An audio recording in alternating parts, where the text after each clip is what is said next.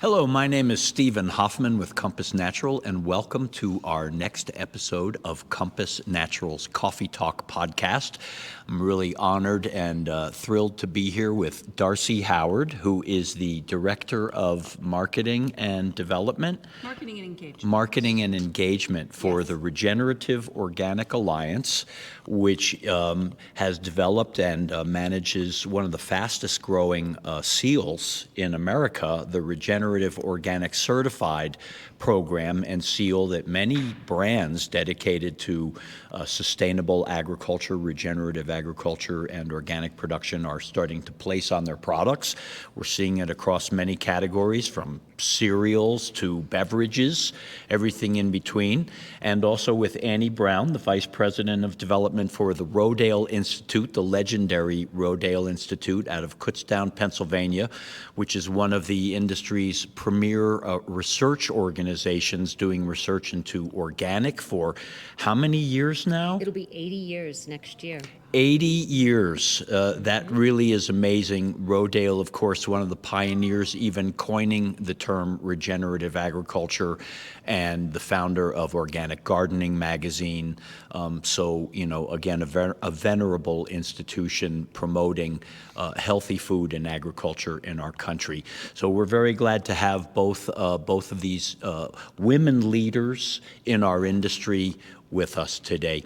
Darcey, will you tell us a little bit about the Regenerative Organic Alliance? Because it's relatively new, correct? Correct. In 2020, about 2020 is when they launched the seal itself. It was started in 2017 with the Rodale, Patagonia, and Dr. Bronner's and Simply came together and decided that there needed to be more than organic. Organic, as I often will refer to, is about taking things out of the soil. And regenerative is about putting back in, creating more biodiversity. And the Regenerative Organic Alliance created the Regenerative Organic Certified Seal. It is based on 3 pillars: soil health, animal welfare, and social fairness. And what really sort of distinguishes us maybe from other regenerative seals or certifications is a couple of things. Organic is our baseline. It's kind of where Rodale comes in. And we are third-party certified. So that means that we work with 15 different certifying bodies to do third-party certification. And that's really important to us because it goes beyond just us saying, yep, that's regenerative. It really puts an emphasis on that credibility. So you started with a handful of supporting companies, brands, organizations. How many are participating today? Now, we're 6 years later? Yeah, great question. We have 374 brands that are currently licensing the certification. And then, of course, there's all of the farms that we work with. We're in 47 different countries. We have 2,000 different categories of products. I mean, it just keeps growing. We have this slide that is our impact by the numbers slide whenever we do a presentation. And quite honestly, I love it because it's out of date by the time I present it because we're growing so fast. Well, I know there are some other regenerative certifying agencies out there, but it is something that I think the executives in our industry, company owners really need to take a look at, because not all are organic. And I actually am such a huge advocate of the basic standards of organic, and then when you layer regenerative on top of it, basically kind of pulling the carbon out of the air, getting it back into the soil where it's supposed to be, where it's actually creating wonderful organic matter to grow healthy food, versus when we have the carbon in the atmosphere, that's what's causing some of the heating of our planet. Annie, tell us a little bit about your role and also, the Rodale Institute's legacy. Yeah, sure. So I'm the VP of Development, so I raised money for the organization. And Rodale's been around almost 80 years. Next year, we will actually hit that 80th year. And for us, it's an exciting time because we've also launched a new campaign trying to transition 10 million acres to organic. So today in the United States, there's less than 1% of all farmland is organic. And that equation doesn't really work when you look at the supply and the demand out there. Yeah, I think there's even more demand for organic than we have producers in the United States. So a lot of it's getting imported from other countries. And then, that bears tariffs these days. So it seems like we do want to incentivize U.S. producers. Absolutely. And it's those major commodity crops like corn and soybean that's used for animal feed that we're importing. We know how to grow corn and soybean in this country, pretty sure. We certainly And grow a lot of GMO corn and Yeah, soybeans, and yeah. I'd like to see that be transitioned to organic. Yeah, and I think that's the whole impetus of this campaign, is really trying to change that equation. What's the name of the campaign? It's the 10 million acre solution And where can people learn more about the 10 million acre solution? at the RodaleInstitute.org. RodaleInstitute.org, and I encourage everyone to go there and learn more about organic and regenerative agriculture from the pioneers in Yep. the field. Where can they go to learn more about the Regenerative Organic Alliance and also the certification seal? Yeah, you can go to regenorganic.org. Darcey, how did you get involved in this?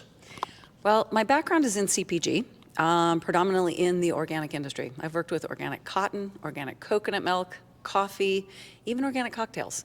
So when actually someone that I had worked with before sent me the job posting and said, if I've ever seen a job posting that describes a person, this is it. You are it. And I wasn't actually, looking at the time, but I knew that a lot of what I'd been doing was helping brands to be able to grow to their next level for viability for acquisition, which is exciting, but it's also a little bit heartbreaking because you grow, they get acquired, they leave, and you're like, bye, I love you, call me sometime. And it's a little heartbreaking. And I thought, I really want something that has literally sustainability. And when this opportunity came up, I definitely threw my hat in the ring. And fortunately, the ROA agreed and said, yep, you are our person. So I've been there 1 year, just had my 1 year anniversary. Wow. Yeah. Well, sustainability, there's really no definition. I think it's a term that's overused. And it seems like ROC, Regenerative Organic Certified, is actually like establishing the highest standard out there. What kind of feedback are you getting from the participants and also constituents out there that are looking for this type of product? There's sort of two sides of that coin. We talk a lot about barrier to entry for farmers. A lot of it is cost and accessibility to market. And then for brands, we're wanting to get more brands that are committing to farmers so that we can create that flywheel of demand. And I think that that's the kind of, when we listen to, you already touched on it with organic, there's more demand than there is availability, and that's sort of the feedback that we're getting. And working with Rodale to help farmers be able to access this kind of opportunity, but then we also work with farmers to connect them to brands to get that commitment, those long-term commitments. But then there's the retailers, getting retailers to get committed to bringing more rock products onto shelf. So this flywheel of demand, and then you can't forget the consumer. So there's consumer demand, so you're not really sure, where does that demand start? Does it start with the consumer? Does it start with farmers that are wanting a better life for themselves, for the earth, for their animals? Does it start with brands that have a deeper commitment? So finding that place of where does that start for you, whether you are a brand, a farmer, a retailer, or a consumer, and then allowing us to kind of plug into that to provide education, opportunity, access. I like that flywheel analogy because once you get that going, it will keep going. It builds its own momentum. Where does the farmer sit with this? Are they building more awareness about the potential for regenerative? Absolutely.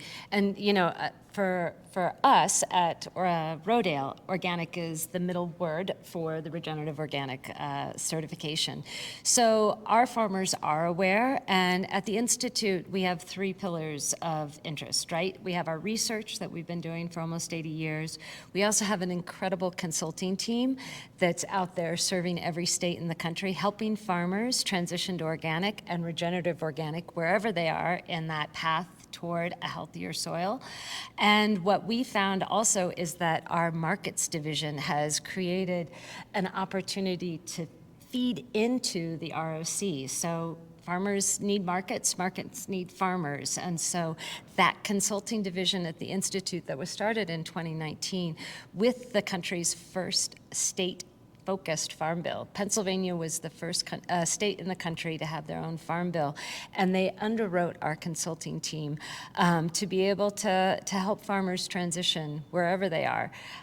In addition, we have an education department that is helping farmers become organic farmers. So we have students come from all over the country, and they learn how to become organic farmers. There's a 9-month program. We also are launching an online system of learning in October. Actually, on October 12th, we'll be launching this. So the ultimate goal is to transition, of course, as many acres to organic and then to regenerative organic. Now, I know that we have a bit of an issue in our country in that, farmers are actually aging. Yes. They're getting older. So this is just a feeling I have, but it seems to me that younger farmers are coming into the organic sector. Do you find that? Absolutely. The young farmers that we meet want to be organic out the gate. Yeah. I should mention that we're doing this, we're recording this episode at the 3rd annual Newtopia Now, a trade show and conference here in Denver at the Colorado Convention Center. So again, that's how I was able to grab Annie and Darcey to appear with us. Annie, I also want to ask you, because we were talking earlier about some of your research centers across the country, and you mentioned actually that a gentleman, Mark and I know well, Gene Kahn, the founder of Cascadian Farm, actually donated his original Skagit Valley farm as a research station for the Rodale Institute. Can you speak to that? And I think, do you also have one in Colorado? Tell us a little bit about these research stations that you're building to help the farmers out in the field. Sure. So it was around 2016, 2017 when Jeff Moyer took over as our executive director at the time. He said, we get calls all the time, every week, from farmers around the country asking about particular issues that they're facing. And being experts in the Mid-Atlantic, we didn't always have the answers to those questions. So he had a vision of creating research stations in different geographical areas to help farmers. So we started the first one in the Midwest outside of Cedar Rapids, Iowa, in a small town called Marion, Iowa. And then we have another one in Camarillo, California, which is just south of Ventura. And then General Mills inherited the Cascadian farm from Gene Kahn. Right. And General Mills gifted us the farm in the Skagit Valley, the original amazing. Cascadian farm. And then we're partners with a hair care company called Davinus, which is out of Parma, Italy. They're the 8th largest company in Italy, and we partnered with them for a research farm on their property. And so Okay, I want to go work at that one. I know, right? I'm so excited. I get to go in November for the first time. But Oh, good for you. That's wonderful. it's really fun. And then last year, we also are working with Gallant International, Vic Giri, and a university down in southern India to help farmers transition to organic and to do the research on the benefits of organic agriculture. So you have you're going global with these research centers. We are. And the interest and the demand is off the charts. Wow. Yep. And Darcey, I've been really interested in the work ROA is doing because you put out some of the some good data about the growth of the seal. And I'm also interested if you could speak to that, and then there's another part of this, and how are you seeing the consumer responding to the word regenerative and also the seal itself? So what kind of trends are you seeing? And you're backing it with some good data collection, I think. Yeah, we do have some really great data, thanks to Spins. They share a lot of data with us. Also, Nielsen IQ very generously shares data with us. And watching the seal itself grow for purchase of, intent to purchase, but also in recognition, 22% from last year is really incredible. That does make it the fastest growing certification on the market right now. Wait, what's the 22% statistic? The recognition ability for consumers to recognize and intent to purchase. It's increased 22%. 22%. And really where we see that most is looking at it in comparison with other seals, other certifications. It's a trust lever for consumers. I think that there's a lot of question about greenwashing, and they're not certain. Is this organic? I'm looking for the seal. I see it. I'm not certain how I feel about it. What do I know about it? And there is definitely something about that additional information and that additional seal for regenerative organic certified creates that trust. Is it making a difference for the brands that make the investment in the ROC, the rock seal that you spoke of? I mean, that's a commitment. Yeah. But are they seeing an ROI from that? Yeah. There's a bit of a J curve. Obviously, there's that investment up front. And then they start to see this take off. And we're seeing it in all kinds of categories: coffee, wine, rice, Lundberg rice. There's some incredible data that comes from them specifically around watching from their investment, and then this J curve that takes off where consumers recognize, trust, and then there's the things that I often will say, yes, consumers do care about soil health, but really when it comes right down to it, they care about what they're feeding their family. What is it that they're feeding their family? Can they trust it? Does it have nutrient density to it, which is something else that we have recognized with regenerative organic certified products that are doing testing with Edacious Food Labs, that the nutrient density in these certified products is just incrementally, just so much bigger than just what it was at organic, but definitely compared to conventional. And consumers care about that. Yeah, when we were with the Organic Center, we had some research that came out about the antioxidant levels in organic compared to their conventional counterparts was up like 25% higher. So what we found about that is it actually contributes to more satiety, meaning you feel more full when you're eating more nutrient-dense food.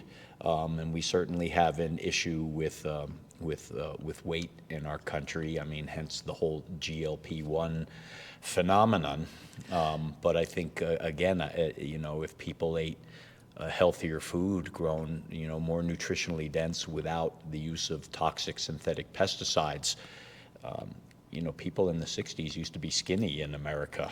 So certainly something in our food system is contributing to that. Well, I'm glad that you brought up GLP-1. I kind of did a deep dive into that a few months ago, where I was like, how does this fit into that particular consumer, which we're seeing emerging, and we're seeing a lot of brands looking at how are they meeting the needs of that consumer. So I did kind of a deep dive into it, and truthfully, to put it very simply, they need every bite to count. They are eating less, but they need it to be more nutrient dense. They're eating more protein. They're being encouraged to eat more fiber. It needs to be cleaner. Every bite has to count. And what I just described there basically is regenerative organic certified products. Wow. And so it is I come from the CPG background, as I mentioned, and so for me, I'm always looking at, how are you a solution? How are you a solution for consumers? And obviously, the regenerative organic certification is a solution for many things, but I think about the consumer that maybe doesn't quite know what they're looking for or quite understand that they are looking for regenerative organic certified products. And that is between GLP-1 consumers and possibly consumers that are, dealing with cancer or other health issues. Their doctors are telling them, make every bite count, eat clean, eat better. And regenerative organic certification is one way that you can easily seek that out, find it, recognize it, and acquire it. And actually, our friend behind the camera, Mark Retzloff, very influential in getting the national organic law passed in the United States, which actually set an official USDA standard for organic. So there actually is a law regulating the standards around organic. And so I've been myself a very huge advocate of, choose certified organic. Now, the regenerative marketplace over the last 10 years, certainly there's been more awareness, but also with that, I think there's there is no legal definition for regenerative, and there's about 4 or 5 organizations vying for that seal of recognition.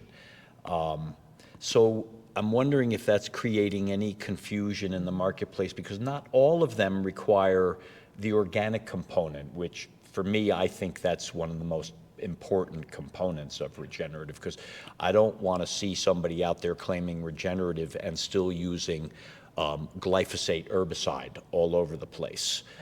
So can you speak to that a little bit? Because again, I think it may be a little confusing out there when there's no official definition, and we've got competitors vying for that organic or that regenerative seal recognition out there.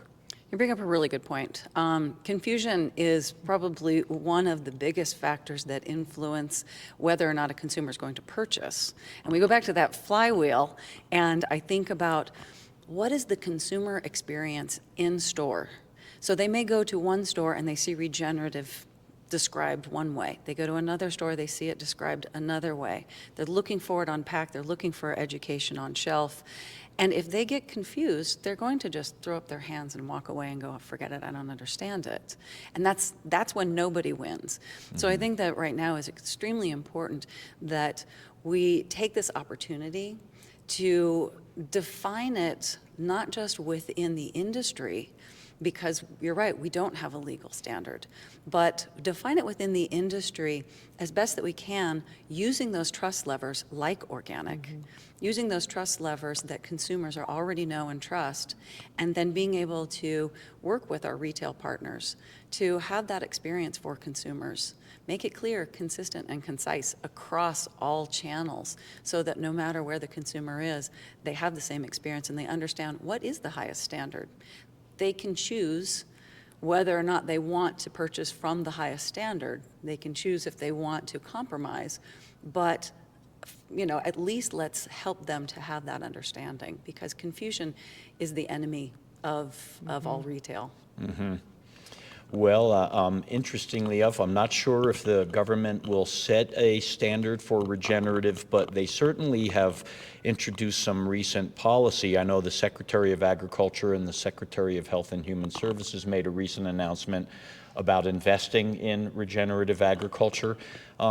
Annie, what does that mean? I mean, what has, it was Brooke Rollins and Robert F. Kennedy Jr. made a recent announcement about investing in some funding behind transition to regenerative.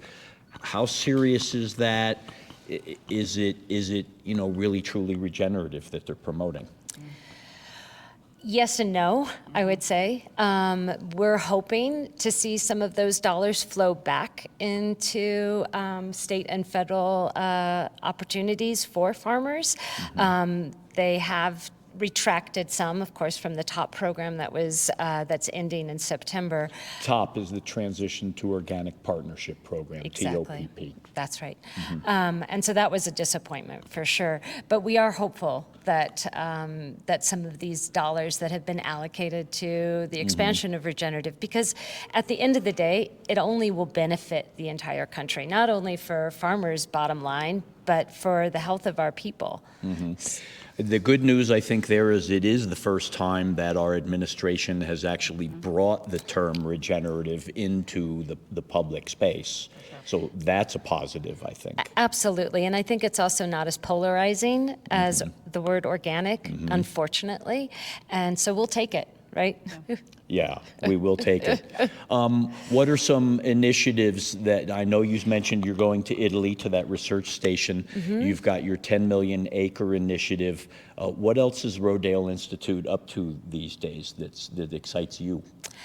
Oh, gosh, that's a really good question. I think it's the education, the opportunity, because as you mentioned, our farmers are getting older in this country, actually throughout the entire world.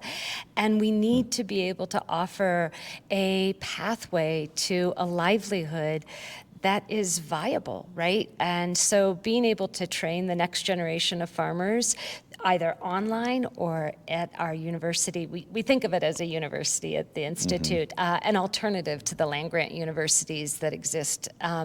Because if we don't do it, who will? Are you collaborating with any of the land-grant universities across the country? We work with almost every land-grant university in some fashion with our research.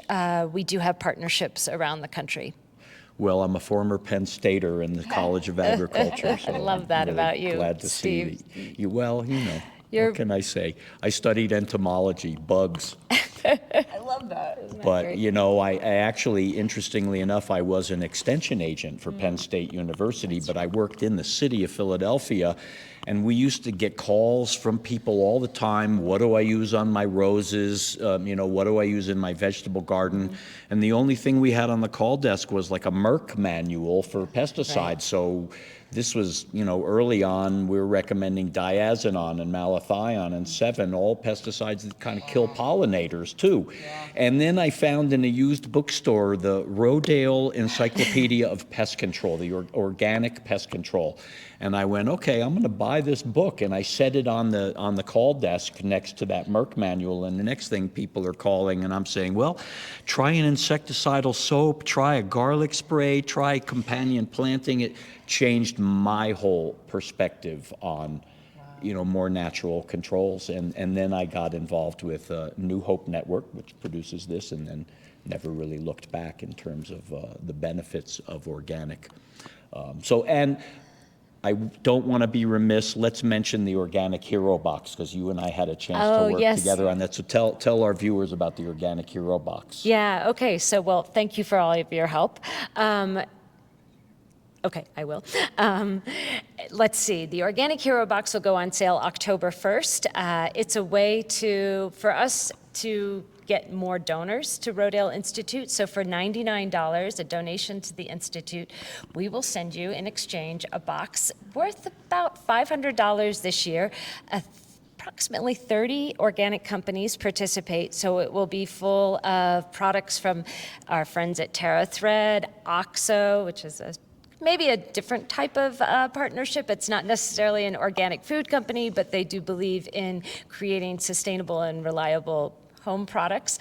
Everything from, let's see, who else do we have? Dr. Bronner's, Nature's Path. Involved, Yeah, and some it's of all the full-size products, so it's just a wonderful kind of holiday sampler. Yep, and we have 750 boxes, and we sell out in about 3 weeks. It's an incredibly popular program, and for us, again, it's a way to attract people to the important work of Rodale Institute, and it's a great way for brands to get in front of a consumer base that really enjoy supporting organic and regenerative organic. And for the brands and the consumers who are viewing this, where can they learn more about getting involved with the Organic Hero Box or buying one? Go to the donate button on the Rodale Institute and then scroll down until you learn more about corporate partnerships. And I'd be the one who you would reach out to, annie.brown@rodaleinstitute.org. There you go. Darcey, what exciting initiatives are coming up for ROC? Or is it, just more of getting more people involved, or is it kind of both? A little bit of both.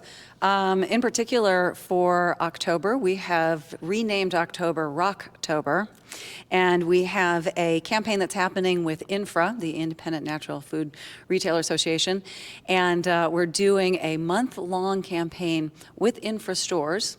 Now, they are all independent, so they can choose whether or not they want to participate, but it is a rock end cap.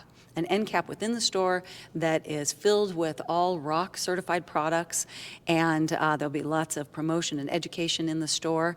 And then the store that does the best end cap can compete for an opportunity to have part of their team sent to the ROA. We do an event every year right before Natural Products Expo at the Ecology Center. So we're going to bring some of their team out for this event to just integrate into the community at large. large and be part of this event. So it's really exciting how Infra has just really supported our ability to reach out to retailers and get brands on shelf. Yeah, it's an important organization, Infra, because it creates kind of a collective power for the independent natural food retailers all over the country. So getting involved with them is a great thing. All right. So what do you see for the future? So what I see for the future for Regenerative Organic Certified is more brands, more farms, and more people getting that word into their mouth. I mean, I think what Annie was talking about with that farm bill, and even, movies that come out like with Kiss the Ground, their current movie. Does it go into organic? Would we like it to? Yes, but is it getting the word regenerative into more mouths than ever before so that we can have that conversation? You bet.